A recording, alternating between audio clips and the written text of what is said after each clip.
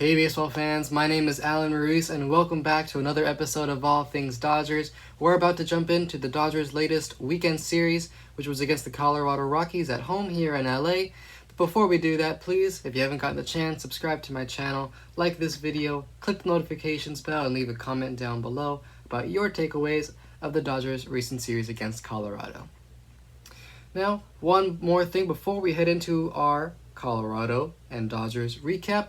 We have another trivia question, and this time it's going to be based on Fernando Valenzuela, who the Dodgers this weekend had a celebration for. They retired his number, his jersey number 34. No other Dodger could ever wear that number. It belongs to Valenzuela. He is a Dodgers icon, and so the whole weekend was surrounded towards celebrating him. They had a bobblehead night. They had the number retirement ceremony, so some great things for a great Dodgers pitcher. And so here's the question. What was Fernando Valenzuela's nickname? Was it A, La Máquina? Was it B, The Kid? Was it C, El Toro? Or was it D, The Big Unit? Now, A, La Máquina means the machine in Spanish, and then C is El Toro, which means the bull in Spanish as well. So we'll return to that. We'll see what the answer is for Valenzuela's nickname at the end of the video, so stick around. Looking into the Colorado versus Dodgers series, Game 1 was on Thursday. Dodgers take this game 2-1. Kershaw went 5 innings, only allowed 3 hits and 1 earned run, which was a solo homer in the 4th inning.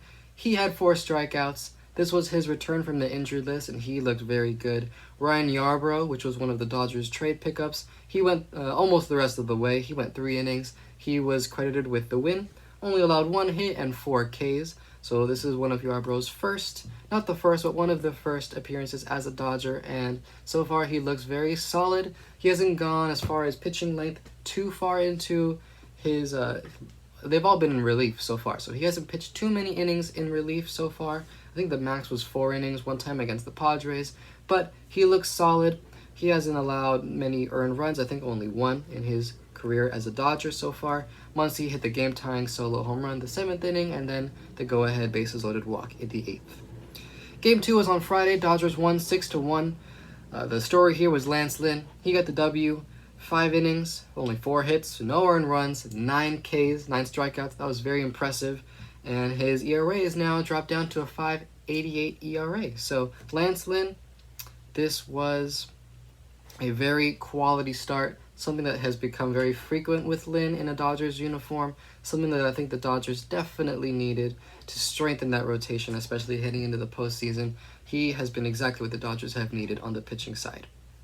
Game 3 was Saturday. Dodgers won again, 4-1. Tony Gonsolin had a better start than his previous one against the Padres. He was credited with the win. He went 6 innings, 3 hits, only 1 earned run, and 6 strikeouts. You can tell he's fighting for a postseason rotation spot, especially with the additions of Lance Lynn, Ryan Yarbrough. You have Kershaw who came back, possibly Buehler who's coming back, then you have the rookie Miller. So Gonsolin wants to be there in the postseason roster in that rotation, so he's fighting for it. You can definitely see with his performance on Saturday.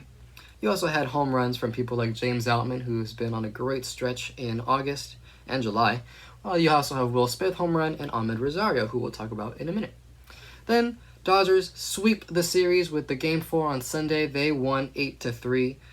The big storyline here is Julio Urias. He has looked dominant in August. He got the win. He went 7 innings, 4 hits, 3 earned runs, but after the 4th inning, he was just completely locked down, and he got 12 strikeouts at the end of the day. At one point, he had 7 consecutive strikeouts, so he was just on fire. He looked strong. Every batter, I felt like he was going to strike out. So Julio Urias has definitely gotten back into form. Hopefully, he can continue this stretch in the coming months.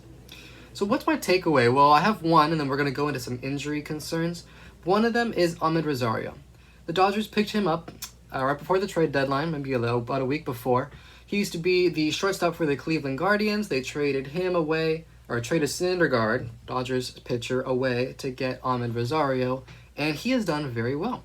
If we look at his .265 average with the Guardians, you compare that with his .289 average with the Dodgers. So there is some increase there.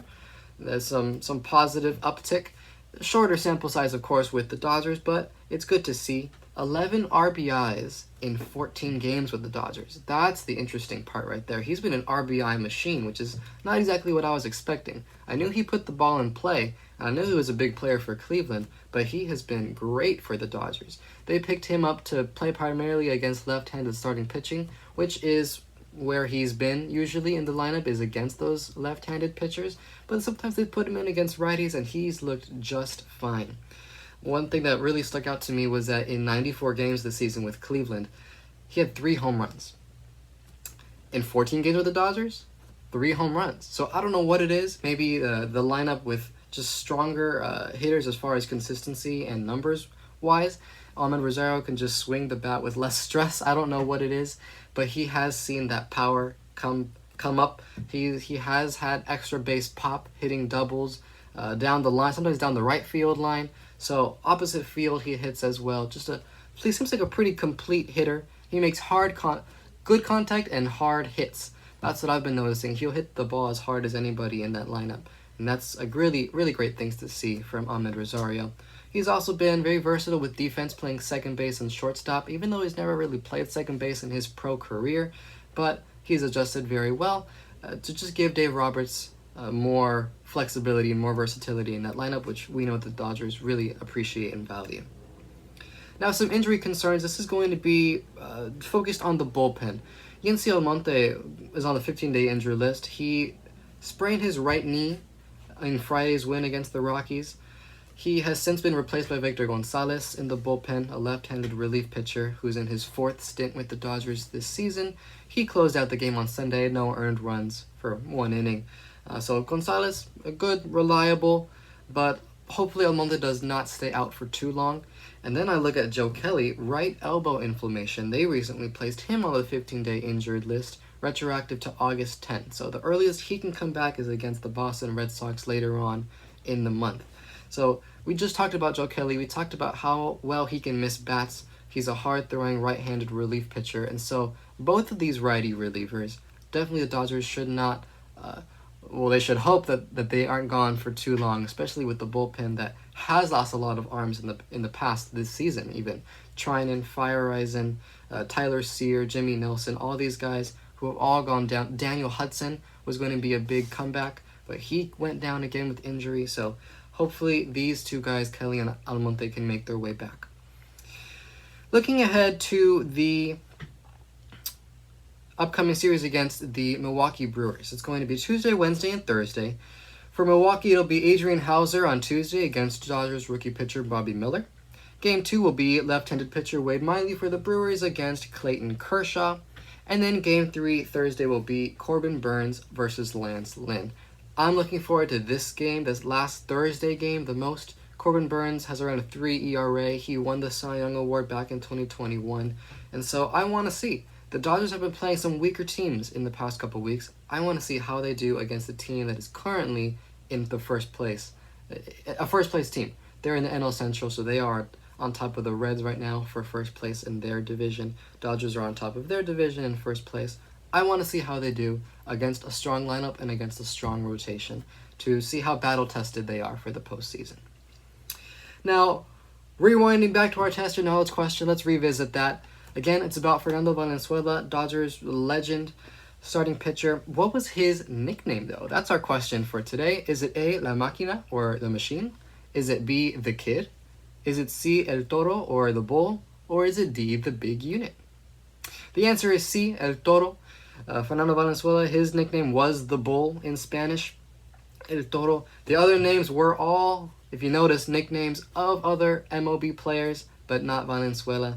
And so definitely he deserves all the praise that he got this past weekend and all the accolades that he accomplished. I think two-time World Series champion with the Dodgers in his time there. So congratulations to him, of course.